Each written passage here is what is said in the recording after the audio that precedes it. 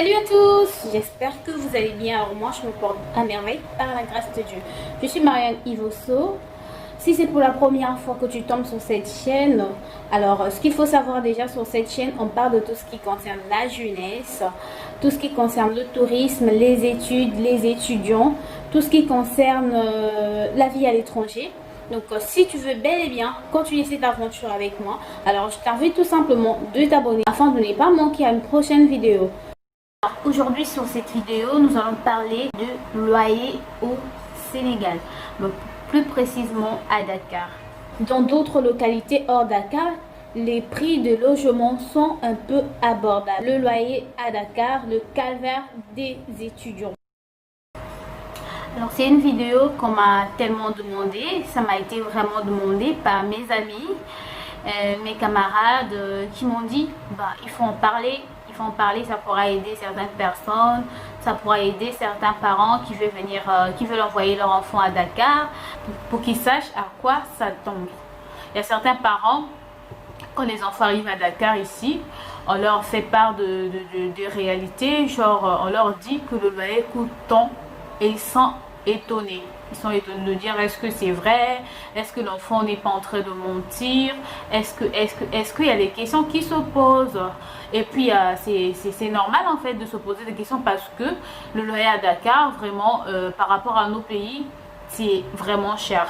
Oui, le loyer à Dakar c'est cher pour les étudiants, c'est cher pour quelqu'un qui n'a jamais loué, ou du coup tu quittes ton pays ou tu vas chez les parents, tu ne savais pas c'est quoi louer et tu tombes dans un pays où tu dois payer et tu commences pas par des petites sommes, tu commences déjà par des sommes responsables. Oui, vous savez, il y a des sommes responsables comme 50 000. Quand tu dépenses déjà 50 000, c'est vraiment une somme responsable. Il faut savoir déjà, à Dakar, il y a des belles maisons. Sans vous mentir, il y a des belles maisons. Et ici, la construction à Dakar, c'est plus les immeubles. Non pas assez des maisons comme chez nous au pays, genre des maisons basses. Non, c'est rare en fait. C'est rare. Donc les étudiants ici sont plus dans les appartements. Oui, et quand je parle du loyer, ce sont les appartements de 2 ou 3 chambres, salon, cuisine à partager, des douches, certaines chambres ont des douches internes et d'autres non. Donc je vais bien vous expliquer pour que vous ayez un peu l'idée de quoi je veux parler. Et pour les étudiants partagent l'appartement avec les autres. Vous pouvez prendre un appartement de 2 chambres, salon, cuisine, c'est-à-dire le salon est transformable et dans les 2 chambres, il y a une chambre soit une chambre avec douche interne, l'autre chambre avec balcon et l'autre chambre c'est le salon en fait que vous allez transformer en chambre. Donc ça revient à 3 chambres. Donc le salon est vraiment éliminé parce que c'est la chambre de quelqu'un. Donc lorsqu'on parle de 2 chambres salon ici, il faut directement vous dire que c'est 3 chambres, c'est-à-dire 3 chambres pour 3 étudiants, pour 3 personnes. Le salon est transformable, donc le salon est transformable. On le transforme en chambre. Le loyer à Dakar commence à partir de 50 000. Et je sais bien qu'il y a des chambres de 45 000, mais vraiment ce sont de l'exception en fait. Et c'est du coup rare à en trouver. Donc si tu viens avec l'idée de trouver une chambre à 45 000, vraiment tu vas galérer et vraiment ça sera difficile de trouver des telles chambres. Donc c'est mieux que je vous dise que le loyer ici, le prix commence à partir de 50 000. Et quand je parle de 50 000, c'est vraiment des petites chambres.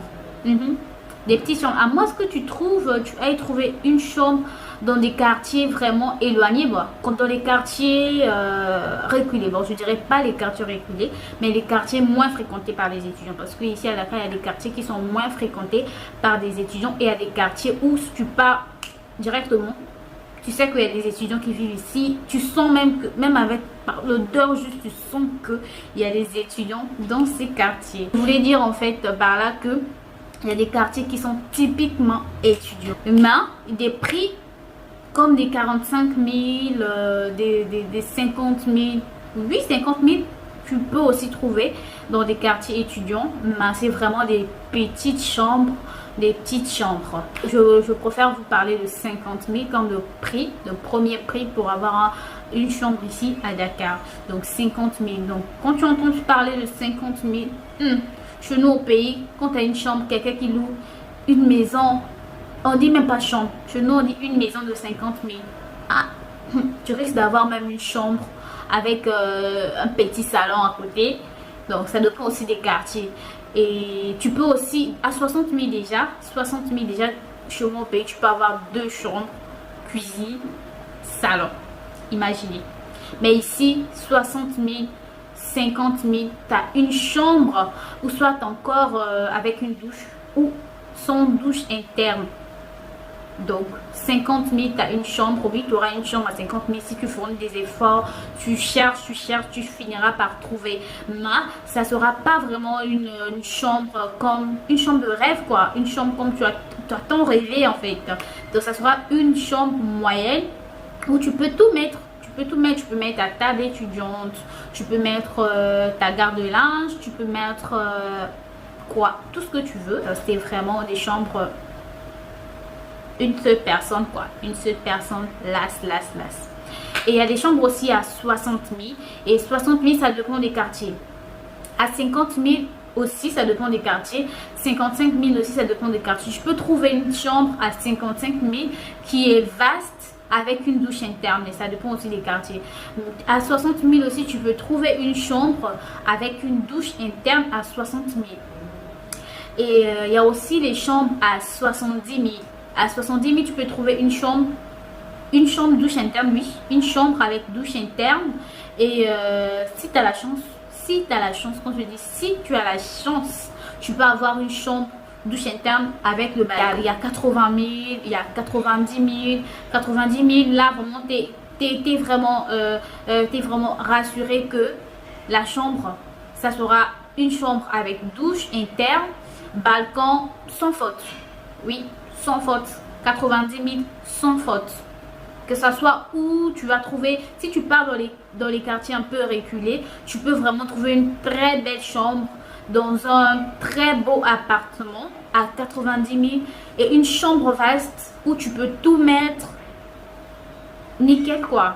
Donc tout est nice, tout est bien et tu t'installes. Mais dans les quartiers étudiants, tu peux avoir ce genre de chambre, ça sera pas vraiment si grande en fait. Ça sera pas une grande, ça sera pas vraiment une grande chambre, mais quand même ça sera une chambre et tu peux adorer et tu peux faire tout, tu peux mettre tout ce que tu veux, tu peux mettre la télé, tu peux mettre tout, ta garde-linge, 2 garde-linge, 3 garde-linge, ça dépend que de toi. Donc là on va parler des modalités de paiement. Pour avoir une chambre, il faut vraiment préparer 3 ou 4 mois. 3, 4 mois, 2 mois, ça dépend de ton bailleur, ça dépend de ce qu'on te demande. Donc la plupart, je vois, c'est 3 mois ou 2 mois. Oui, 3 mois. Oui. Donc dans les 3 mois là, si par exemple, on va prendre le cas où tu veux prendre une chambre de 100 000. Je vais prendre une chambre de 100 000, donc c'est-à-dire qu'on te demande 3 mois. Donc tu as 300 000 à payer. Et dans les 300 000, c'est-à-dire les 100 000, c'est pour le mois en cours. L'autre 100 000, c'est pour la caution. Et l'autre 100 000, c'est pour le courtage. C'est-à-dire la personne qui t'a trouvé la maison, tu lui payes 100 000. Je sais pas ça, si c'est négociable. Mais bon, je pense que c'est négociable, mais vraiment c'est le prix, quoi. C'est le prix, sans vous parler de la négociation, mais c'est le prix. Donc si tu prends une maison de 50 000, tu vas payer 150 000. 150 000, 50 000 du mois en cours, 50 000 du courtage, 50 000 de caution. Et là, s'il y a des modifications, c'est le bailleur qui fait. S'il y a la peinture à changer, ça dépend. Si tu t'arranges avec ton bailleur, tu peux le faire et après vous allez vous entendre comment ça va se passer. Ou soit c'est le bailleur qui fait les modifications, la maison et tout, et c'est bon, tu t'installes. Maintenant, lorsque tu donnes par exemple 150 000 et s'il s'agit de sortir de cette maison, tu ne vas pas sortir avec les 150 000. Oui, tu ne sortiras pas avec ces 150 000 comme tu l'as donné au début. Donc le courtage, déjà le courtier va partir avec les 50 000. Oui, c'est fini avec lui. Donc que tu sors, si tu veux même sortir le lendemain, tu pars, le courtier ne va pas te rembourser les 50 000. C'est une somme non remboursable.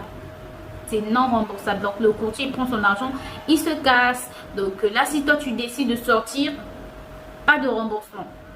Et maintenant pour le mois en cours, quand on parle du mois en cours, c'est-à-dire si tu fais un mois, tu l'as utilisé, donc tu n'as plus le mois en cours, il va te rester seulement 50 000. Donc les 50 000 de la caution là, c'est ce qu'on va te donner si tu veux sortir. C'est cette somme qu'on va te donner. Imagine, tu rentres avec 150 000 et tu sors avec 50 000. Bah, c'est comme ça et c'est la réalité. C'est comme ça que ça se passe. Tu n'as pas de choix.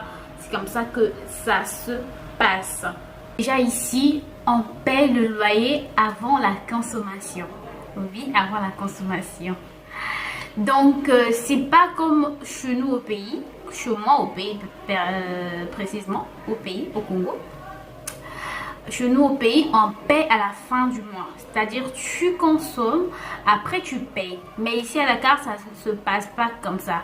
Ici, tu payes dès le début du mois, tu consommes dans le contrat là.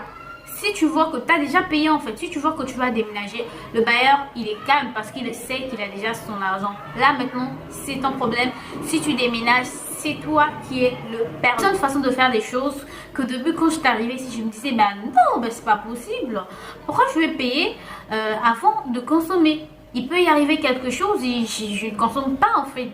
Je reste pas à la maison jusqu'à la fin du mois et comment ça va se passer? Et là, vous savez, le bailleur va pour te rembourser de l'argent, ça sera des zigzags et tout. Mais franchement, je pense que c'est vraiment une bonne méthode par rapport, selon eux, hein, selon eux, c'est une bonne méthode pour des personnes qui consomment, qui restent par exemple dans des maisons et à la fin du mois, ils ne régularisent pas et ils partent. Donc vraiment, ces genres de personnes sont mal barrées ici à Dakar parce que ici, le loyer se paye en avance. Donc tu payes, après tu consommes. J'ai vraiment galéré comme pas possible. J'ai galéré pour faire cette vidéo. J'ai commencé à faire cette vidéo la journée. J'ai commencé la vidéo la journée et il n'y a plus de lumière dehors. Il n'y a plus de lumière, donc je suis en train d'utiliser une lumière artificielle. Ça me fait tellement rire, mais tellement que je m'étais décidée, j'ai dit que je dois faire ça, je dois faire ça pour vous aujourd'hui. Je vous fais plein de bisous et bien de choses à vous. À nous revoir pour une prochaine vidéo. Au revoir.